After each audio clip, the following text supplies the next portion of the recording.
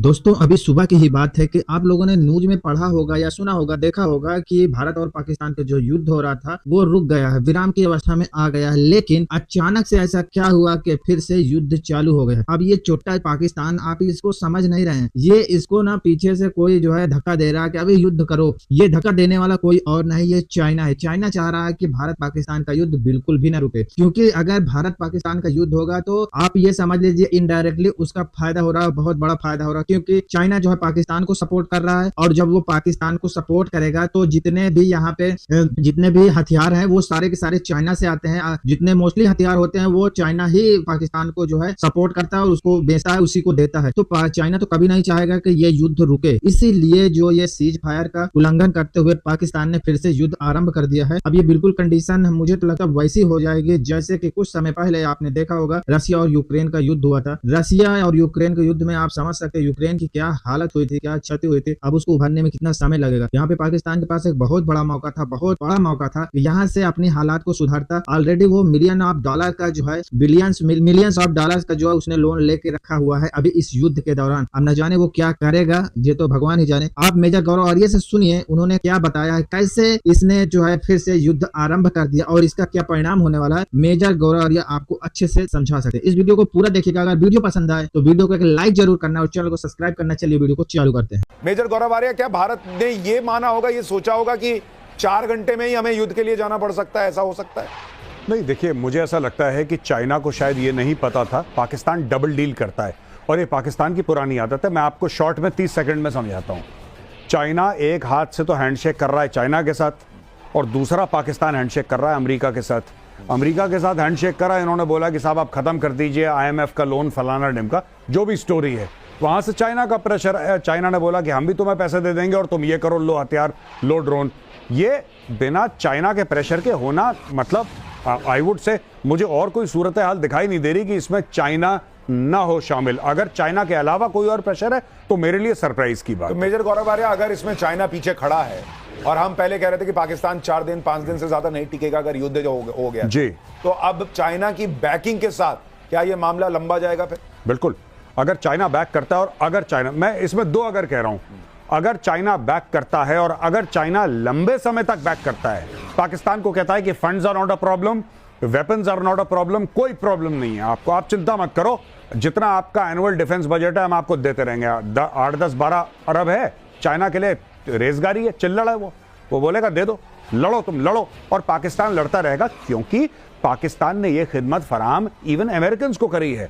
जो Pakistan war on terror की बात करता है, जिसमें हजारों पाकिस्तानी फौजी मर गए, ये पैसे तो लिए थे इन लोगों ने, फ्री में थोड़ा ना लड़ा था वॉर ऑन टेरर। तो वैसे ही जैसे अमेरिका के लिए लड़ता है वैसे अब चीन के लिए लड़ेगा, तो कोई नई बात नहीं है। देखिए एक और बड़ी खबर आ गई है, श्रीनगर के लाल चौक पर भी ड्रोन देखे गए हैं।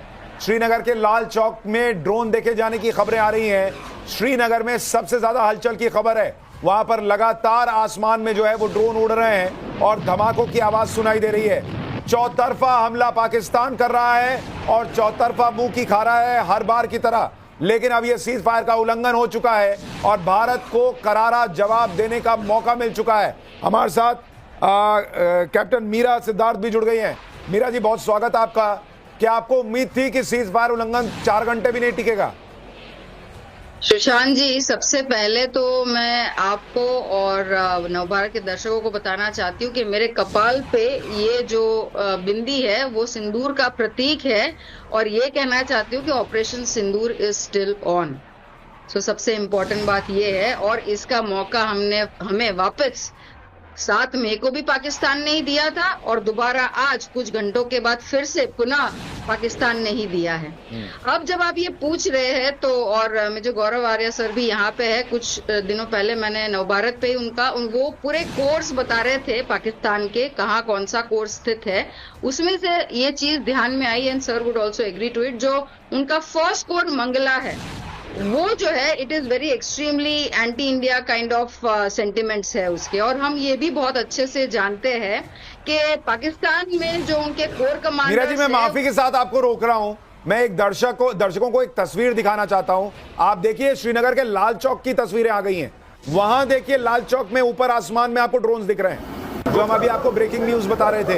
ये श्रीनगर के लाल चौक में, जरा फुल फ्रेम तस्वीरें दिखाई, ये देखिए श्रीनगर के लाल चौक में आपको ड्रोन्स गुजरते दिख रहे हैं। हालांकि ये ड्रोन्स भारतीय सेना ने न्यूट्रलाइज कर दिए हैं, लेकिन देखिए श्रीनगर के लाल चौक के ऊपर भी ड्रोन उड़ते दिख रहे हैं। और ये थोड़ी देर पहले की तस्वीरें, लाइव तस्वीरें नहीं हैं। और श्रीनगर में लगातार देखिए, इसमें भी आपको एक के पीछे एक ड्रोन्स जाते दिख रहे हैं। इस तस्वीर को गौर से देखिए, 1 2 लगातार एक के पीछे एक ड्रोन्स जाते दिख रहे हैं, तीसरा, चौथा, ये लगातार ड्रोन श्रीनगर में उड़ रहे हैं। जी मीरा जी, अपनी बात पूरी कीजिए। जी, तो मैं ये कह रही थी, पाकिस्तान आर्मी में जो परिस्थिति ये है कि जो उसके वहाँ के पाकिस्तान के कोर कमांडर्स है वो बहुत ऑटोनोमस है। ऑटोनोमस का अर्थ ये है कि कुछ जो है वो प्रो यूएस है, कुछ जो है वो प्रो चाइना है, और सबसे इम्पोर्टेंट कुछ जो है वो प्रो जिहाद है। अब इस वजह से वो लोग ने ये सोचा कि भाई रावलपिंडी में बैठे बैठे अगर आप सीज फायर सोच सकते हो तो भाई क्या हमने क्या कर रखा है, हमने जो यहाँ पे तैयारी कर रखी है वो किसके लिए है।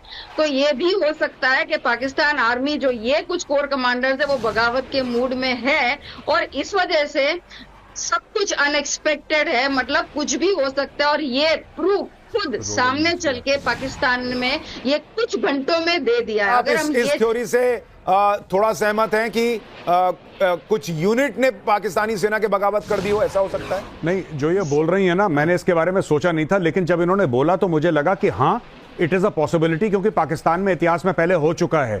तो ये जो बात बता रही हैं ये हो चुका है पाकिस्तान में। मैंने इसके बारे में नहीं सोचा था, but when she was saying it I suddenly realize that yes, there could be a rogue corps commander, क्योंकि पाकिस्तान में rogue corps commanders in the past हुए हैं। क्या वो इतिहास है? क्या हमारे दर्शकों के लिए आप बता सकते हैं इतिहास? जैसे कि जब परवेज मुशर्रफ आर्मी चीफ थे, तो परवेज मुशर्रफ के खिलाफ एक लेफ्टिनेंट जनरल था जो कि नवाज शरीफ के बड़ा क्लोज था।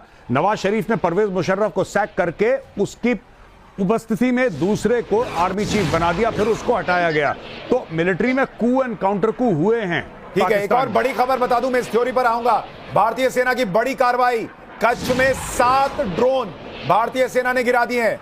यानी पाकिस्तान का हमला बहुत लगातार जारी है और भारतीय सेना बड़ी कार्रवाई करती जा रही है। 7 ड्रोन गिराए, और अभी तो ये भारतीय सेना सीज फायर उल्लंघन होने के बाद इसको रोक रही है। अभी तो भारतीय सेना का ऑफेंस शुरू होना है। एक बार पहले हितेन के पास चलेंगे। हितेन, बिना अपनी लोकेशन बताइए, क्या खबर है आपके पास?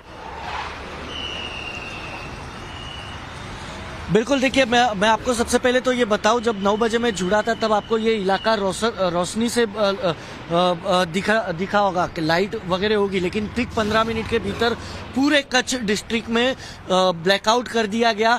अब तक 4 तहसील में 7 से अधिक ड्रोन को जो है मार गिराया गया है, और सभी को यहाँ पर जितने लोग बाहर मौजूद थे उन सभी को जो है अपने अपने घरों में वापस भेज दिया गया है। हालांकि पुलिस भी इस वक्त इस इलाके में जो है गश्त लगाती नजर आ रही है। जिस तरीके से लोग यहाँ पर उतरे थे सड़कों पर कि ब्लैकआउट रिवोक कर दिया गया था, लेकिन उसके बाद जिस तरीके से फिर एक बार अचानक से ब्लैकआउट लग गया और एक के बाद एक ड्रोन दिखे।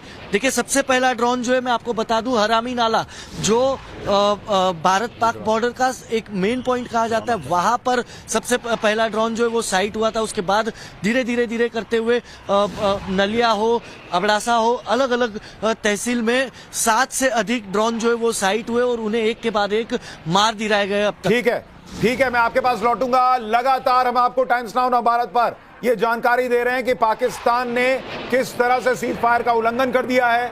भारतीय सेना पूरी तैयारी के साथ तैयार थी और उसने उसका मुंहतोड़ जवाब देना शुरू कर दिया है, उसको रोकना शुरू कर दिया है।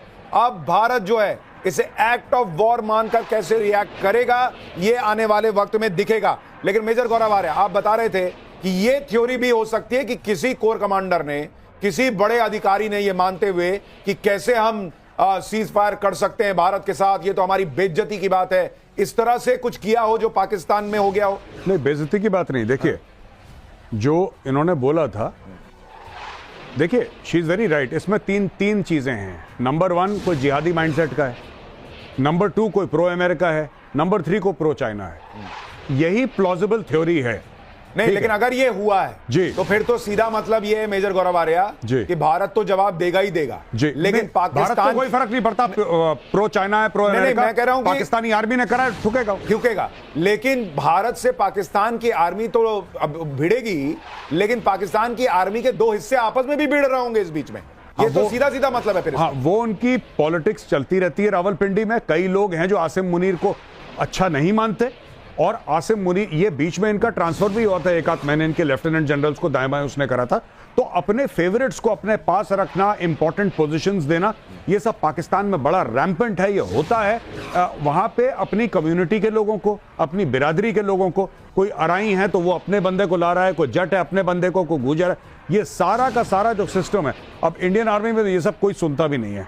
Everybody is placed as per their professional competence. But Pakistan में ये बिरादरी का सिस्टम बड़ा स्ट्रांग है।